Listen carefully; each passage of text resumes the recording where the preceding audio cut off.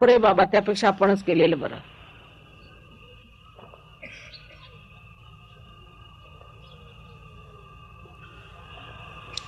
हे नरकात होते, त्या नरकात निघून स्वर्गात बसले, आणि तुम्ही पृथ्वी तळावर होते ते नरकात चालले. काहीतरी अद्वितीय केल्याशिवाय तुम्ही सहयोगी होऊ शकत नाही, कारण तुम्हाला प्रकाश मिळालेला आहे. ख्रिस्ताने सांगितलंय की ज्यांना प्रकाश मिळाला असे दिवटे कोणी टेबलाच्या खाली ठेवत नाही. नुसतं स्वतःचा महत्व स्वतःच मिरवायचं सगळीकडे आणि स्वतःला फार मोठं समजायचं की आम्ही हे केलं ना आम्ही ते केलं, त्याला काही अर्थ नाही. स्वतःचा प्रकाश लोकांना दिसला पाहिजे. आता हा मंडपच उभारला, तो सहयोगाने उभारला पाहिजे. मला चालतच नाही दुसऱ्याने उभारलेलं जे सहयोगी नाहीत. माझ्या डोक्यावर छत्र धरलंय तुम्ही, माझ्या डोक्यावरती गंगा सुद्धा चढू शकत नाही. तुम्हाला चढवलंय मी गंगा, जर तुम्ही माझ्या डोक्यावर चढवत तर गंगेत वाहून जाल. तिला सहन नाही होणार की मी आदिशक्तीच्या डोक्यावर गेली म्हणून. ते तुम्हाला मी डोक्यावर बसून ठेवलेलं आहे म्हणून काय वाटेल त्यांनी माझ्या डोक्यावरती छत्र बांधायचं की काय? वाटेल त्यांनी ही मेहनत करायची का? ही सगळी सहयोगाने केलेल्या मेहनतीलाच मी फक्त पावणार आहे, आणि मला हे असलं नको. त्यांनी माझं डोकं जडून जात. हे सगळे मंडप वगैरे तुम्ही स्वतः बांधायला पाहिजे. तुम्ही सहयोगी आहात, त्याचं किती कौतुक पाहिजे. अहो, इथे अजिंठाची लेणी बघा, 10 पिढ्यांमध्ये बांधली, 10 पिढ्यांमध्ये बांधली.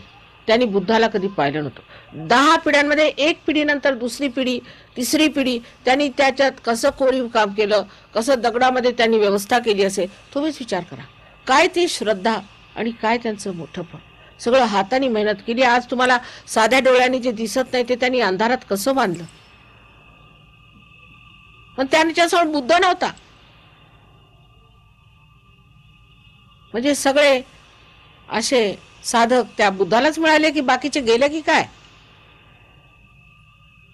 आमच्याच वेळेला हा प्रकार कशाला बरं? दुसऱ्यांचे जे फालतू गुरु आहेत त्यांचे शिष्याना बघा, सेवा करतो म्हणे आम्ही.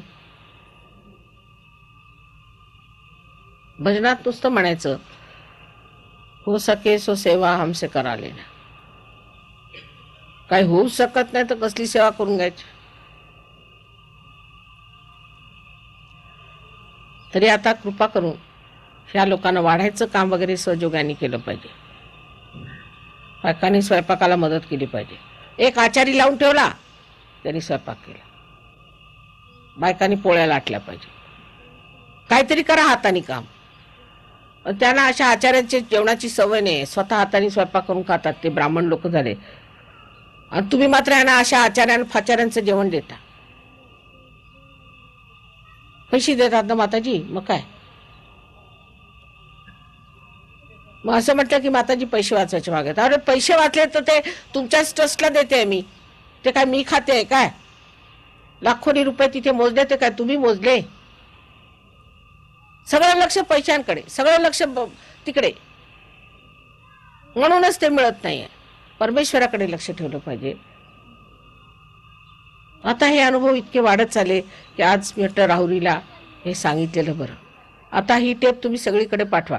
ही काय नुसते राहुरीकरांसाठी नाही आहे किंवा तिथे औरंगाबादसाठी नाही आहे. ही सगळ्या हिंदुस्थानात पाठवा आणि त्याचं ट्रान्सलेशन करून पाठवा की हा प्रकार आपला माताजी म्हणतायत हा बंद केला पाहिजे. निदान हे आधी बंद करा, म्हणजे मग पुढे होणार काहीतरी. म्हणजे घोर अंधकार आहे नुसता या बाबतीत. तुम्हाला काय हवं तर ते सगळं दिलं. सहयोगाचं संबंध ज्ञान, 7 चक्रांवरची सगळी माहिती, कुंडलिनी उचलण्याची शक्ती जी फारच कमी लोकांना आहे, नव्हतीच ती तुम्हाला एका क्षणात तुम्ही कुंडलिनी उचलू शकता. म्हणजे इतकं उच्च पदावर बसवल्यावर एखाद्या माणसाला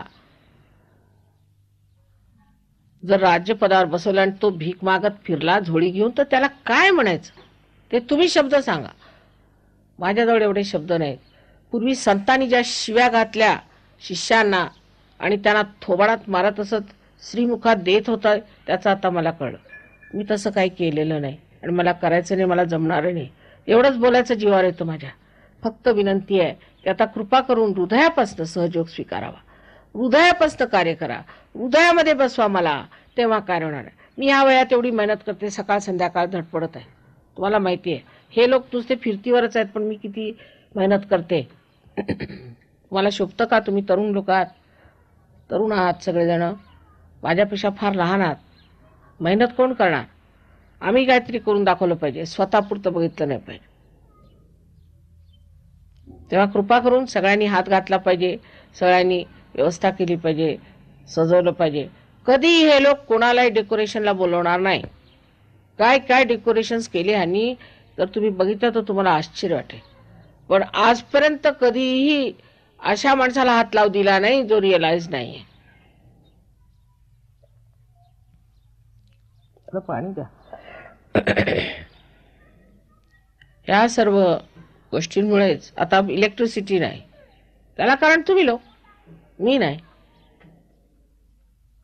कारण असं आहे की जशी तुमची परिस्थिती असेल तितकंच परमेश्वर तुम्हाला देईल, तितकं झेपलं पाहिजे. जास्त दिलं म्हणजे डोकं खराब होतं माणसाचं.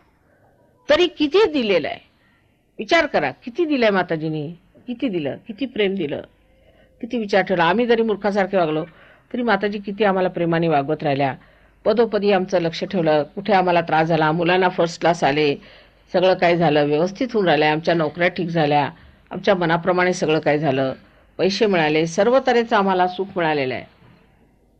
तर हा विचार मनामध्ये ठेवला पाहिजे.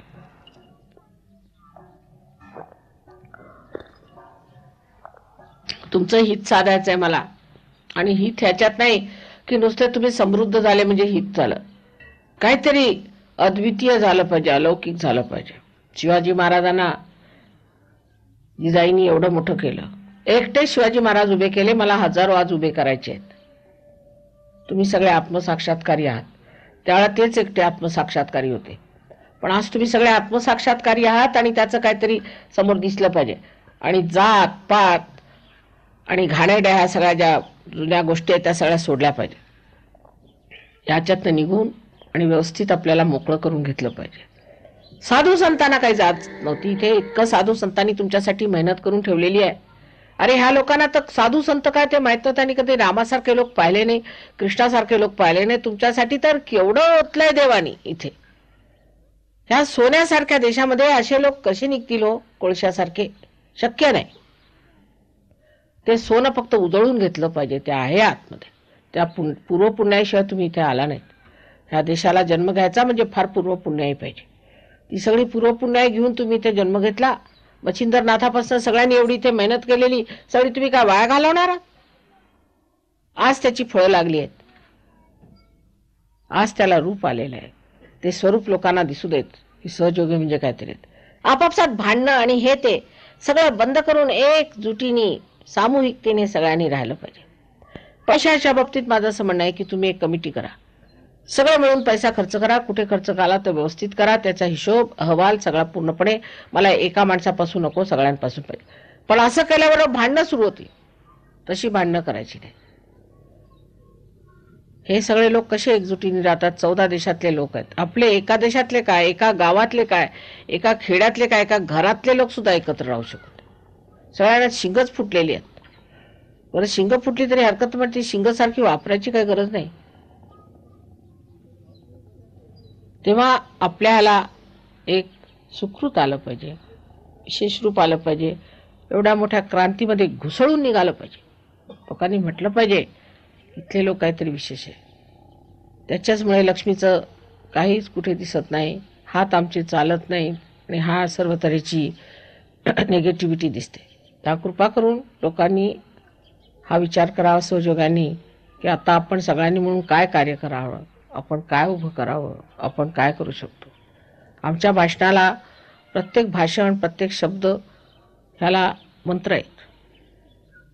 ते फक्त तुम्ही स्वतःमध्ये स्वीकारावेत आणि तेच तुमच्यामध्ये कार्यान्वित होतील. आणि अनेक तुम्ही कार्य करून दाखवा. उद्या तुमची कार्यानेच आमचं नाव होणार आहे. आमच्या कार्याने काय? लोक आम्हाला तसंच म्हणतात, तुम्ही आदिशक्तीच आहात, म्हणजे आम्ही कोणतरी दुसरीच वस्तू आहात. तुमच्यात ते कार्य कसं संपन्न झालं ते दिसलं पाहिजे, आणि ते जेव्हा दिसेल तेव्हा सगळं ठीक होणार आहे. असो, आजच्या याला मुद्दामून मी सांगितलं कारण थोडीशी तरी विरस्ती यायला पाहिजे. धडाडी यायला पाहिजे.